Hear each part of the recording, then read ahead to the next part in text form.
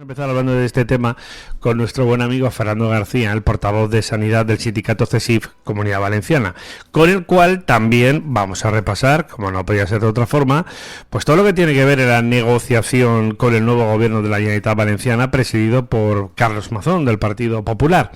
Encima de la mesa está siempre el tema del número de las plazas, de profesionales, de la mejora de infraestructuras, de muchos servicios, se me ocurre también, por ejemplo, del tema de contratos con máquinas de radiodiagnóstico, por citar un ejemplo, y así suma y sigue. Es decir, la sanidad está en constante evolución y si algo nos demostró la pandemia es que todavía tenemos mucho trabajo por hacer. CESIF ha pedido ya oficialmente una reunión con el nuevo conseller, con Marciano Gómez, que, por cierto, al igual que su último antecesor, que fue Miguel Mínguez, pues ambos vienen directamente de la propia sanidad, en este caso pública. Además hay que hablar con la sanidad privada, etcétera, etcétera, para que todo el modelo vaya y funcione mucho mejor. Y un último apunte. Hoy publica el Diario de las Provincias en portada una noticia tremendamente significativa, y es que la Generalitat Valenciana va a devolver 55 millones de euros concretamente en concepto de impuesto de sucesiones y donaciones. Vamos, lo que denomina popularmente el presidente de la Generalitat, Carlos Mazón, como el impuesto de la muerte o a la muerte. Esto es muy importante porque es una inyección económica para mucha gente que, recordemos, es que ya se ha pagado. Esto de volver a pagar por sucesiones y donaciones sobre un inmueble, si es que uno ya lo ha pagado durante toda su vida, lo pagó los impuestos por su adquisición, y en definitiva también por su mantenimiento, por ejemplo en conceptos de IBIS, etcétera, que esto hay que pagarlo siempre, cierto, pero bueno, 55 millones de euros que van a estar muy bien para devolver. Ya veremos cómo reacciona también en este caso la oposición de los partidos de la izquierda, porque supongo que nos hará mucha gracia, pero obviamente es una gran medida y que bonifica y que ayuda y que es una inyección de dinero importantísima para mucha gente y sobre todo que está iniciando la cuesta de septiembre, que el tema de la economía es caso aparte, luego lo analizaremos. Pues venga, como tenemos aquí a Fernando García, que dice que viene con ganas, igual que Nebot, igual que Juanfran, todo el mundo viene muy animado en este 7 de septiembre, que luego no sé si pondrán por ahí la canción de Mecano. Pues venga, arrancamos ya esta edición de Intercafé.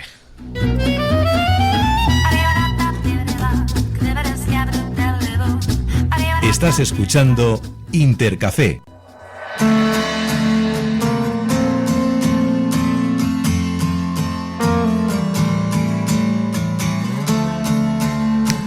Bueno, pues ayer teníamos, por cierto, también a José Seco, el presidente del área de educación del sindicato también CESIF, Comunidad Valenciana. ¿Qué haríamos nosotros sin CESIF? ¿Qué sería de nuestras vidas? Y lo que nos aporta, y lo que nos ayudáis. Fernando, amigo, buenos días. Buenos días, muy buenos días. ¿Cómo estás? Pues mira, estamos con ganas, ya han pasado las vacaciones, hemos disfrutado las vacaciones, hemos descansado y ahora tenemos ganas de empezar a trabajar por tener más sanidad, lo que digo yo siempre, más sanidad. Más sanidad. Oye, empiezo por el tema evidentemente del COVID o sí. De la COVID. La OMS ayer lanzó un aviso respecto de las distintas variantes que siguen aumentando el número de ingresos hospitalarios. Sí. Y se parece que se nos viene encima, ahora con motivo de la llegada del otoño, un escenario, hombre, gracias a Dios, esperemos que no sea ni comparable a lo que vivimos, pero cuidadito. Sí, efectivamente. ¿Qué noticias tenéis vosotros a este respecto de cómo están ahora mismo, por ejemplo, los hospitales valencianos? Mira, en los hospitales valencianos, poco a poco, la COVID va a más. Entonces, de hecho, los servicios de medicina preventiva, en varios hospitales, voy a poner dos ejemplos, en el Hospital PESET y en el Hospital General de Valencia, pues ya, digamos, imponen la mascarilla. Sí, esa fue una de las medidas que adoptaron, perdona, justo con la llegada de agosto. Sí, porque habían observado y habían detectado más casos.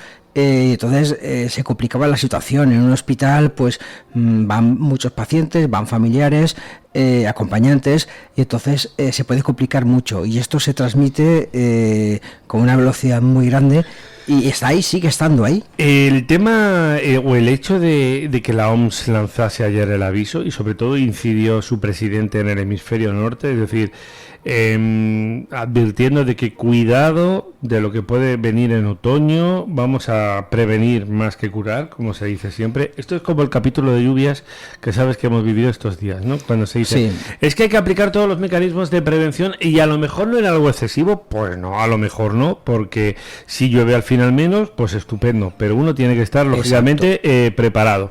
Eso sí, que llueva, que siempre es bueno, que falta hace. En este caso es un poco algo similar, ¿no? Vamos a prepararnos bien, por si acaso, y si hay menor incidencia, que es lo deseable, pues estupendo, pero cuidado. Es similar, y además nosotros como sindicato CESIF ya hemos pedido una mesa específica en la Consejería de los Servicios de Prevención de Riesgos Laborales. Hay que empezar a moverse y a prevenir, porque prevenir es mejor que curar. Tenéis, como digo, al margen de este tema de la aplicación de la mascarilla, han ido increciendo los casos durante agosto. Como he comentado al inicio del programa, y tú bien sabes, claro, en estos 2 meses, especialmente de agosto y septiembre, se celebran muchísimas fiestas patronales. Claro, la interacción humana es inevitable, ¿no? Sí que es verdad, claro. Sí. Me han estado, yo he estado en contacto con los hospitales y me decían, oye, esto está subiendo, aquí hay que tomar medidas. Y desde luego las salas de respiratorios, por ejemplo, pues empezaban a estar colapsadas. Sí que es verdad que ahora, a partir del 15 de septiembre, pues van a abrir más salas, más habitaciones. Eso despejará un poco, pero hay que continuar con esa prevención y con ese cuidado, porque la COVID no se ha ido, es que sigue estando ahí. Claro, la OMS, por ejemplo, advertía de ingresos hospitalarios, especialmente, que era donde ya hacía mención ayer su presidente. Hablo de ingresos hospitalarios y por eso se toman las medidas que se están tomando. Aparte, hay pacientes que son inmunodeprimidos y hay que cuidarlos. Claro, a mí me hace gracia, lo comentaba contigo fuera de antena, yo por ejemplo que tengo patologías respiratorias por temas de asma y de alergia, etcétera. Hombre, pues a mí no me afecta igual que a lo mejor a otra persona, es decir, o también además de hecho esta variante o subvariante de Omicron, que es Eris, además parece que tiene una especial incidencia en el tema respiratorio, según pude ver yo ver ayer en un estudio.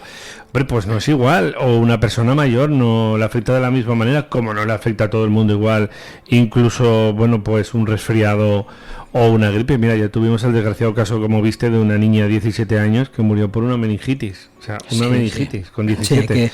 Hay que cuidar. Que por tanto, quiero decir, ¿se están aplicando mecanismos en este sentido? Sí. ¿Qué tenéis ahora mismo en marcha? Aparte de esta posible reunión con Sanidad.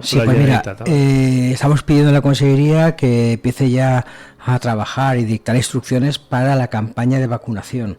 Es decir, campaña de vacunación que va a ir por 2 vías. Una vía vacunación de COVID, cuarta o quinta dosis, depende, y campaña de vacunación de la gripe, porque recordemos que esos dos problemas hay que atajarlos. Entonces parece ser que empezará a partir del 15 de octubre se empezará a hacer la campaña de vacunación de ambos virus. Sí, ambos virus. O sea, eso ya tenéis, pero tenéis algún tipo de notificación, notificación o por lo menos declaración de intenciones. Pero declaración de intenciones sí.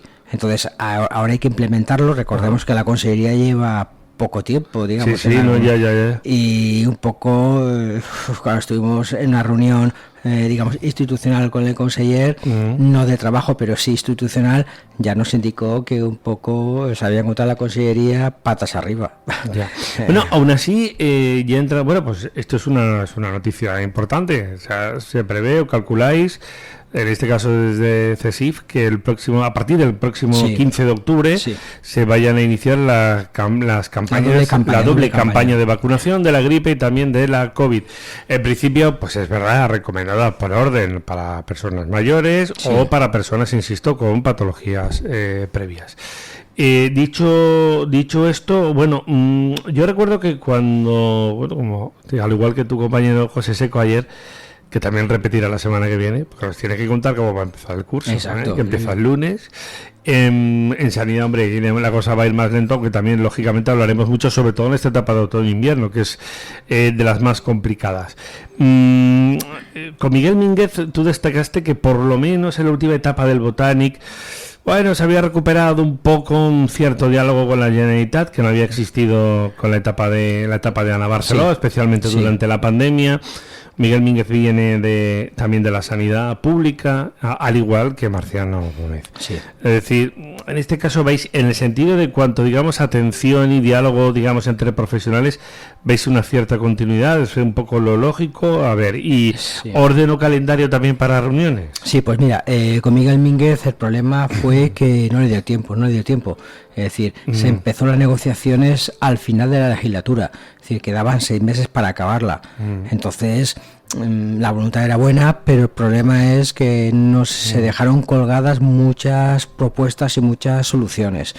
Con Marciano Gómez, el nuevo conseller, pues la verdad es que la reunión que tuve con él lo considero, voy a poner entre comillas, un tipo duro pero directo. Duro pero directo. Sí, y en principio, a ver, a mí las personas que te miran a la cara y te dicen esto, pienso hacer esto y voy por aquí, bien, me gustan porque se puede llegar. Y después, a la hora de negociar, sí que es verdad que nosotros le planteamos 3 condiciones. Una, inmediatez en la información. 2, le pedimos transparencia. Y 3, confianza en los profesionales. Vale. Esas 3 fundamentales. Esto supone también ese capítulo de la transparencia, de la comunicación. Por ejemplo, el tener un diálogo, entiendo que fluido, el mantener reuniones, hombre, no tiene por qué ser necesariamente con el conseller, sino que obviamente pueden ser con el director general, secretario autonómico, etcétera. Pero vamos, en definitiva, tener una relación más fluida con la Consellería de Sanidad. Cosa que no ha pasado en una gran parte de la etapa de los gobiernos del Botánico. En una gran parte no ha pasado y ahora mismo lo que hemos pedido es, ya ayer mismo pedimos una reunión con la Dirección General de Personal para ponernos a trabajar. Porque la idea nuestra, la idea de CESIF es, queremos construir más sanidad. Entonces hay que ponerse a trabajar ya, la negociación tiene que empezar ya. Y desde luego tiene que abarcar toda la legislatura para a final de la legislatura coger un balance positivo y para todos. Bueno, uno de los caballos de batalla tiene que ver, como siempre, con el personal. Sí. Siempre os habéis quejado, y con razón, de que nos falta personal. La pandemia lo puso encima de la mesa, recordemos los 6.000 despidos de esos profesionales, que vosotros decíais, pero ahora a ver qué pasa. Luego ya entré en el capítulo del tema de las reversiones o no de las concesiones sanitarias, pero por ejemplo los efectos fueron o han sido devastadores para el Hospital de la Ribera de Alcira, para el Hospital de Torrevieja. Hemos visto un auténtico galimatías, o sea, un desastre con el tema del personal. Ahí tenemos un montón de personas, y corrígeme si me equivoco, que están todavía con carácter interino. Es decir, este es un poco el escenario que hay, ¿no? ¿Se puede mejorar? Hay muchos escenarios encima de la mesa. Nosotros lo que queremos es, en esta reunión que esperamos tener la semana que viene, poner encima pues el correcto dimensionamiento de las plantillas, cosa muy importante para nosotros y para los profesionales. Y 2, también queremos mesas, por ejemplo, una mesa de servicio de prevención de riesgos laborales para dimensionar y sobre todo planificar y plantear un cronograma de evaluación de los centros sanitarios, y también queremos una reunión urgente para convocar el foro autonómico del personal residente. Importante, que no se nos vayan nuestros médicos. La fuga de talento que tantas veces has denunciado en estos micrófonos, porque claro, si se te van los buenos profesionales, que hay que buscarlos. No tenemos. Y el tema de los MIR, todo ese encaje de los MIR, a ver, ¿cómo estás? Pues hablamos con el conseller, la verdad es que digamos, lo que yo aprecié es escucha activa, es decir, y eso me gustó. Es decir, me gustó porque todo lo que planteábamos lo escuchaba de forma activa. El tema de los MIR en concreto, él lo valoró muy positivamente y le dijo que sí, que él estaba de acuerdo. Él había tenido personal residente, él es un médico de la fe, entonces ha tenido personal residente y lo veía muy bien y quería ponerse a trabajar. Pues, por ejemplo, tú recordarás también que durante la pandemia, bueno, es verdad que era por una situación extrema de falta de médicos, pero también lo tenemos en atención primaria. Pues el gobierno, por ejemplo, planteaba, bueno, es que vamos a poner los MIR, aunque no hayan terminado incluso su formación, es decir, aunque haya incluso gente que no haya hecho ni el MIR, en fin, a nivel de médicos, pues un poco permíteme Sí. la expresión, un poco un galimatías. Sí. A lo que sumo, que es también una cosa que vosotros también habéis incidido, por ejemplo, el poder facultar a médicos que vengan de otros países, es decir, para poder incorporarlos a la red. En fin, yo creo que esto es una asignatura todavía pendiente, Fernando. O al Sí. menos esto es lo que uno percibe. Una asignatura pendiente, pero que los problemas grandes hay que trocearlos. Entonces, primero tenemos que escuchar al personal MIR, hay que escucharlos, por eso lo del foro autonómico, convocarlo. Ahí nosotros llevaremos a nuestro personal MIR, personal que tiene que decir pues que lo que le falta, lo que necesita, y escuchar también la parte de la administración, lo que puede hacer.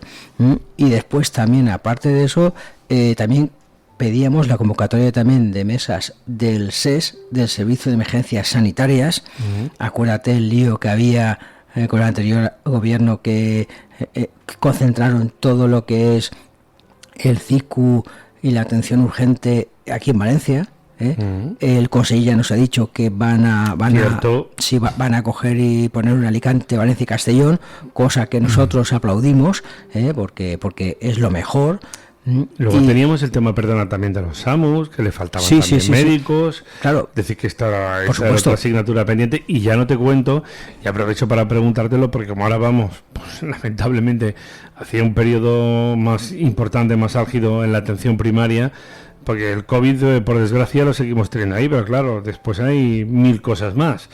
Es decir, y si algo ha quedado claro durante la pandemia es el desbordamiento de nuestros centros de salud. Efectivamente, por eso nos gustó lo que nos comentó el conseller Marciano Gómez, que era que su planteamiento era tener 2 direcciones generales, una dirección general de atención primaria, muy importante para evaluar y sobre todo mejorar la atención primaria, fortalecer nuestra atención primaria, y una dirección general de hospitales, hospitalaria. También importante. Es decir, y voy a incidir aquí una cosa que nos comentó Marciano Gómez, importante. Nos dijo que su eje fundamental iba a ponerse a trabajar era en que las pruebas diagnósticas se realicen de forma inmediata. Yo la verdad es que le dije, pues la verdad es que coincidimos, porque la prueba diagnóstica es el primer paso para evaluar el tratamiento. A ver, aquí creo que entraríamos en otro escenario, y tiene que ver con pienso, desde el desconocimiento, pero un poco utilizando la lógica desde fomentar un modelo de colaboración público-privada, entiendo yo, en la medida de lo posible. Por ambas partes, Por un lado. Potenciar lo público y colaboración público-privada. Claro, no, si hablo de potenciar lo público, claro, pero apoyándote en lo privado cuando estamos hablando de empresas que, por ejemplo, faciliten máquinas. Porque para hacer los diagnósticos, que yo sepa, pues en un porcentaje importante necesitamos máquinas. Entonces, porque me viene a la cabeza el Hospital General, esas máquinas de radiodiagnóstico. ¿Cómo están esas máquinas, por cierto? Que estaban ahí funcionando durante la etapa del Botanic sin contrato. ¿Tú sabéis algo de esto o no? Porque, pues porque acabó el contrato, por ejemplo, además con una empresa valenciana, con Eresa. Allí se quedaron y luego había que seguir utilizándolas, pues y la Generalitat seguía pagando porque no se podía ir el personal, pero que no quería contrato nuevo, pero que seguían apoyándose allí. Es que aquello pues está funcionando a medio gas. Entonces eso es lo que, un ejemplo de las pruebas. Sí. Eso es lo que no puede ser. Entonces nosotros le pedimos que el tema de alta tecnología, maquinaria de alta tecnología, tiene que funcionar por nuestra parte las 24 horas. Por eso insisto en la importancia que tiene el poder llevar a cabo esa colaboración público-privada con empresas que, para empezar, te aporten la tecnología, ¿no? El consejero lo tiene claro, y desde luego nos comentó que quería que esas pruebas diagnósticas se hiciesen. Es decir, aquí el ciudadano, el paciente, es el que es el centro y tiene que resolverse su prueba diagnóstica. ¿Esto cómo se podría lograr? ¿También con reforzamiento de personal? Pues mira, ¿cómo se podría? Pues mira, por lo menos, que permíteme, es algo ambicioso, ¿eh? Es algo ambicioso, pero que es lógico. Es decir, porque hablando en plata, cuando desgraciadamente tienes muchas veces un diagnóstico, como te esperes mucho, la enfermedad no te va a esperar. Exacto. O sea, la enfermedad no espera la burocracia, pero el proyecto es muy ambicioso. ¿Cómo poder lograrlo? Pues mira, se puede lograr primero haciendo funcionar las máquinas por la mañana y por la tarde. Eso es fundamental. Cuanto más funcionen, mejor.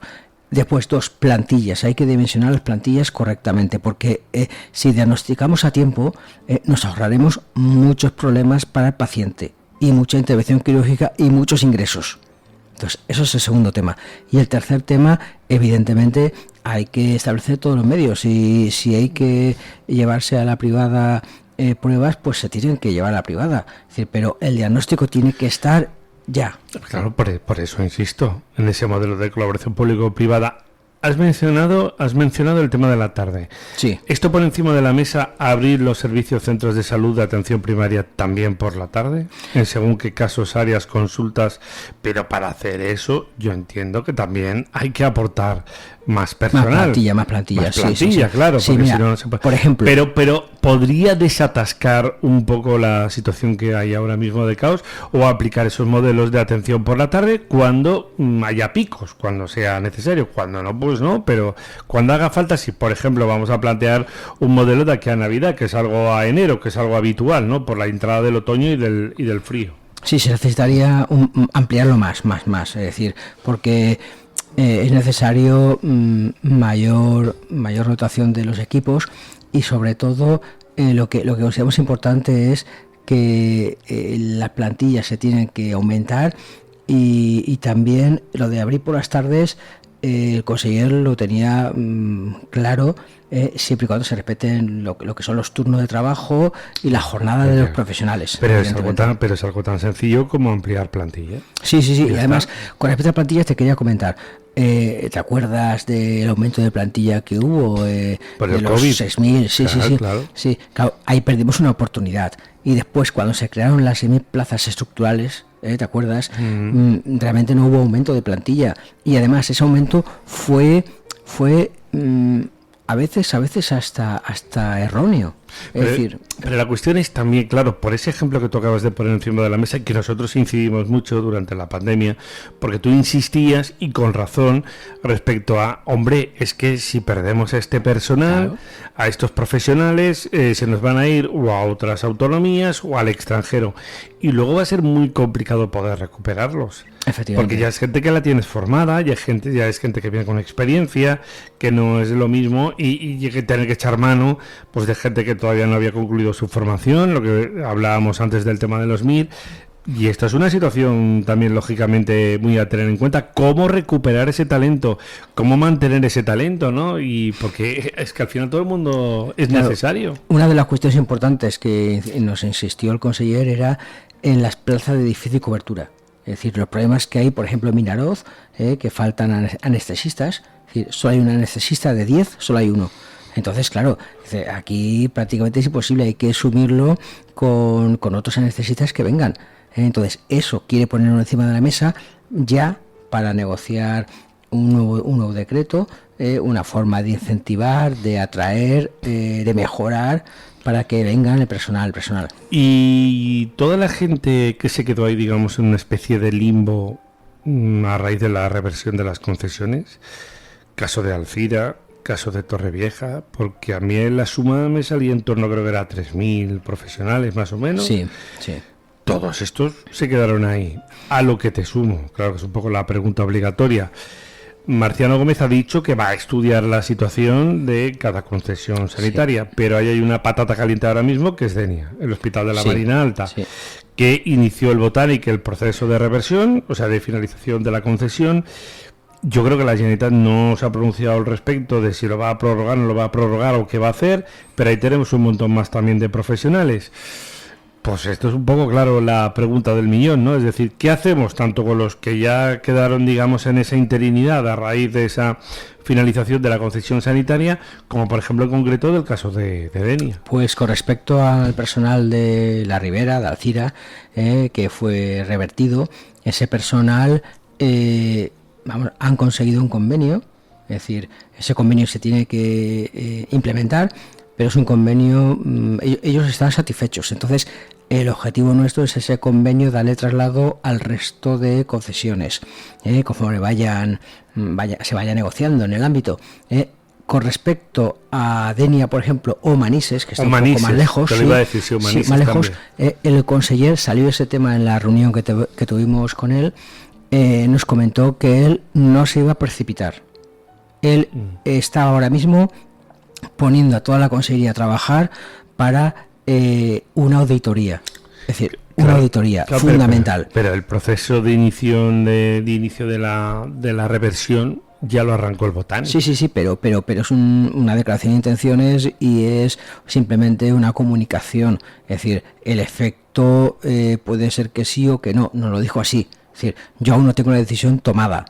Cuando la decisión la tenga tomada, lo comunicaré. No me voy a esconder. En 2025 acaba también la concesión de Vinalopó. Exacto. Del Hospital de Elche. Pues exactamente igual. Que son los tres que tenemos en el escenario Manises, que es 2024 o 2025. Sí, 2024. O sea, igual que Denia. O sea, sí. Bueno, es un escenario francamente complicado y vuelvo al mismo punto. Y con esas plantillas, ¿qué hacemos? Por ejemplo, de las que se quedaron ahí en esa... No sé si llamarle limbo, ¿no? En el caso de Alcide Torrevieja. Pues ahí... Porque los iba a absorber el sistema, sí, no, en fin, todo.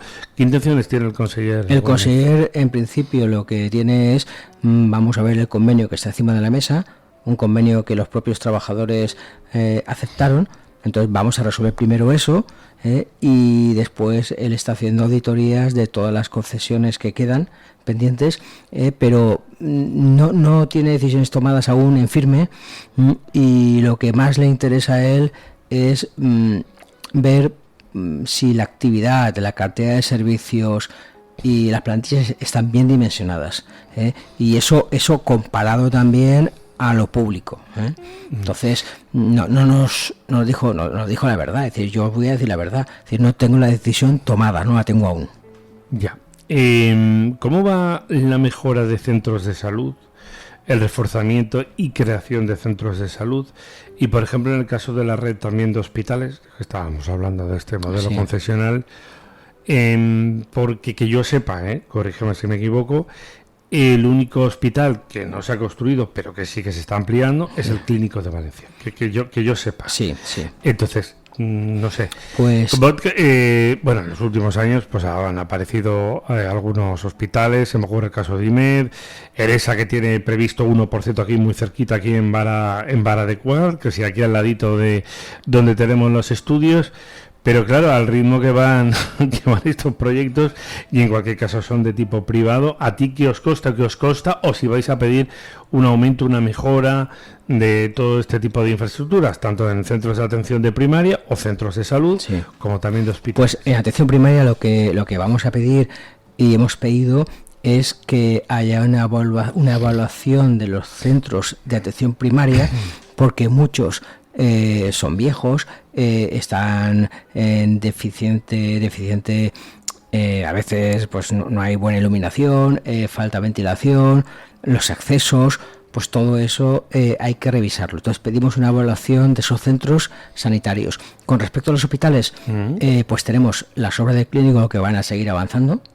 Se va a seguir avanzando en el clínico, y después hay un punto y aparte que es, acuérdate que el Botànic planteó Ximo Puig el nuevo hospital Arnau de Vilanova Paterna. Cierto. Vale. Bueno, y de la antigua fe, Exacto. que ha sido este centro, porque en teoría va a ser, Sí. no sé si va a llegar a tener el rango de hospital, pero sí que va a ser un centro en teoría avanzado, Pues, también bastante moderno.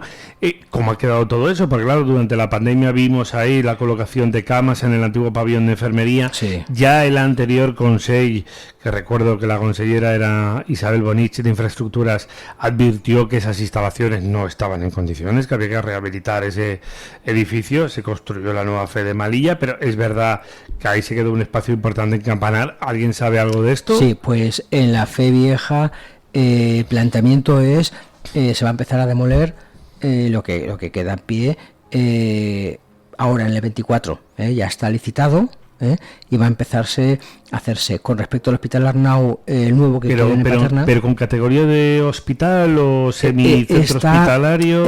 Está, digamos, eso pendiente, porque depende de si el Hospital Arnau en Paterna se hace o no. Porque, claro, nos dijo el conseller que eso estaba en evaluación. Entonces, dice, no sé si el mejor punto de acceso al centro sanitario del Arnau de Paterna será ese. O yo a lo mejor busco otra ubicación. ¿Y el actual Arnau de Vilanova continuaría en servicio o no? En principio sería un cambio. Sería un cambio o sería... Es complicado porque el Botanic planteaba un ACLE, un hospital de media y larga estancia. Es complicado porque es un hospital muy vertical.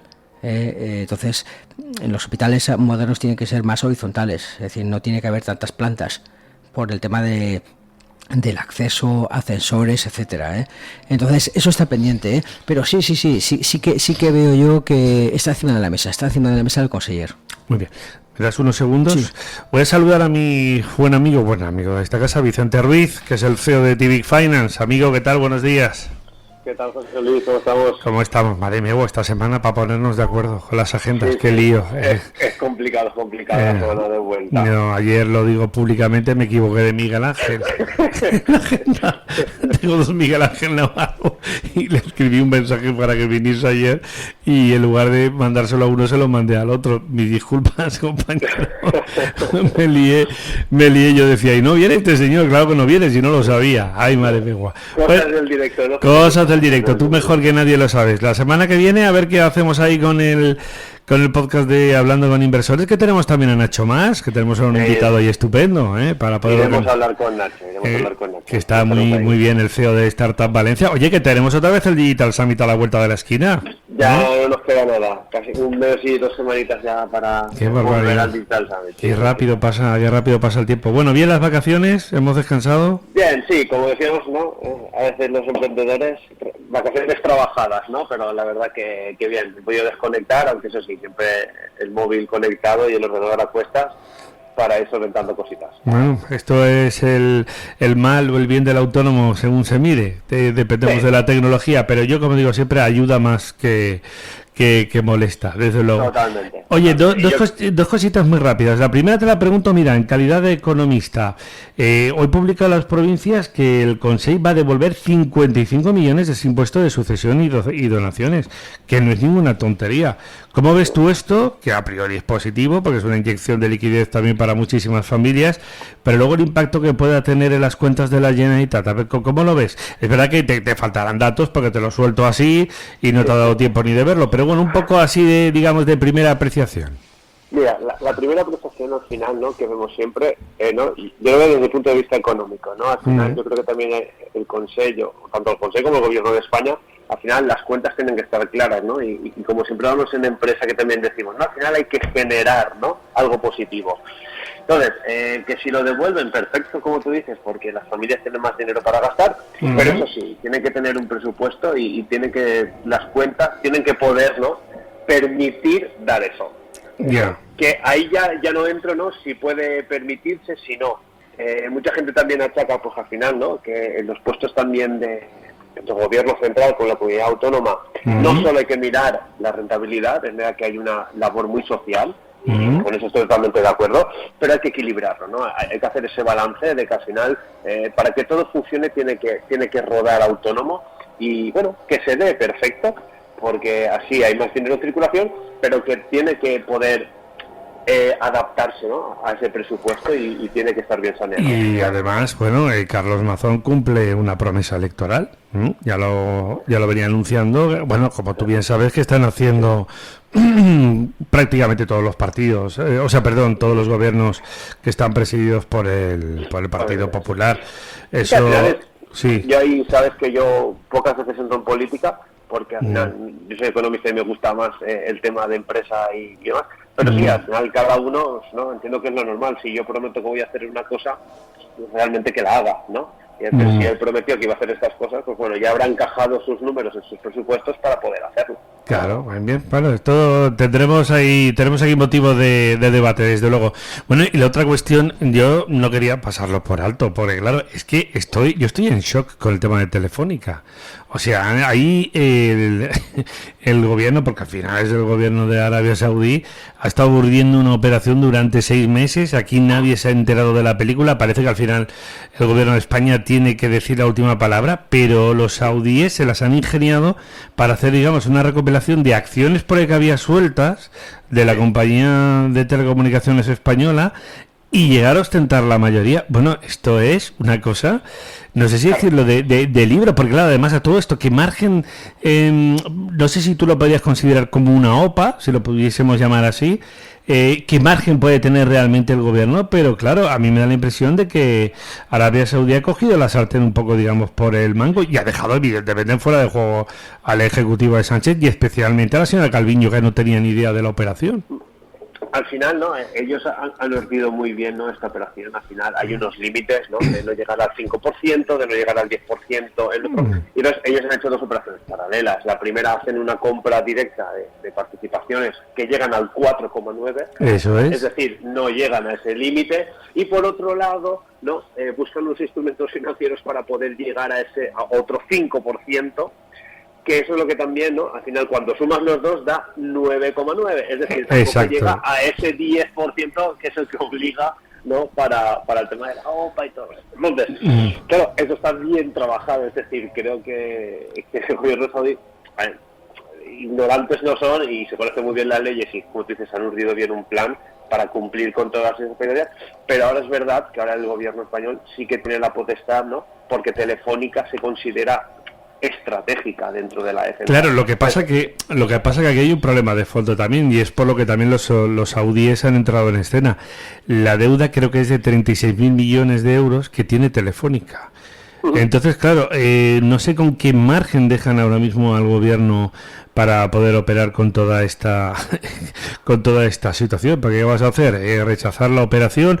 ¿O piensas tú también, y ya te hablo desde tu perspectiva de experiencia profesional, que como se ha avanzado la operación es muy difícil que el gobierno, en este caso de España o pudiese ser cualquier otro, pueda echar atrás todo este proceso? ¿Cómo lo ves? A ver, la potestad José Luis la tiene, porque al final ahora tiene 3 meses para decidir si acepta o no la operación. Que aquí yo creo que al final hay dos vertientes. Una es la económica y otra no es la estratégica legal, podamos llamarle, que es ahí donde yo tengo muchos menos conocimientos y no sé si realmente a nivel legal y estratégico para qué entra el gobierno saudí en una empresa de la defensa española, y luego la económica, ¿no? Pues al final, que habrá visto, ¿no?, pues competidores también de ese Telecom están entrando en Occidente. Telefónica tiene mucho trabajo, tiene mucho clientela y mucho negocio en Latinoamérica.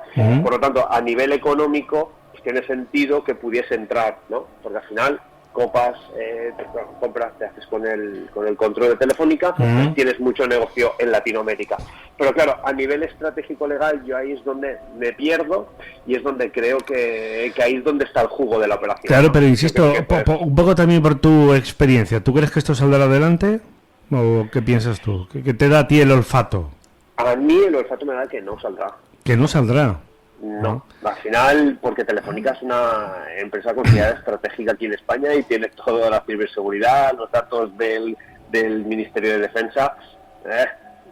Yo creo que no, como ciudadano, no lo vería bien visto. ¿Y te llama la atención que hayan ido un poco, digamos, por la parte de atrás? Has explicado muy bien todo ese reparto, digamos, accionarial para ir evitando, digamos, ciertos controles, pero sobre todo una recopilación de acciones sueltas del mercado. Claro, los saudíes han ido tejiendo un proceso. Por eso, José Luis, digo que como ciudadano me causa un poco de incertidumbre, ¿no?, el que el gobierno saudí quiera tomar el control de una empresa estratégica para España y sobre todo con los datos, ciberseguridad.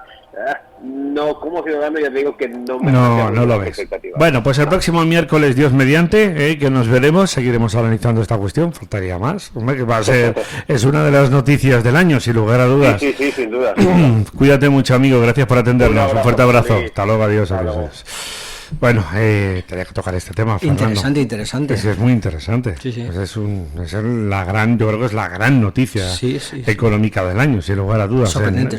En nuestro país, como han ido por la puerta de atrás, cada uno como se las ingenia. Bueno, déjame algún titular, venga, que nos queda un minutito. Pues mira, nosotros planteamos 4 ejes fundamentales. 1, el tema de las 35 horas, es decir, tenemos que mejorar las condiciones de los profesionales. para nosotros es una línea roja.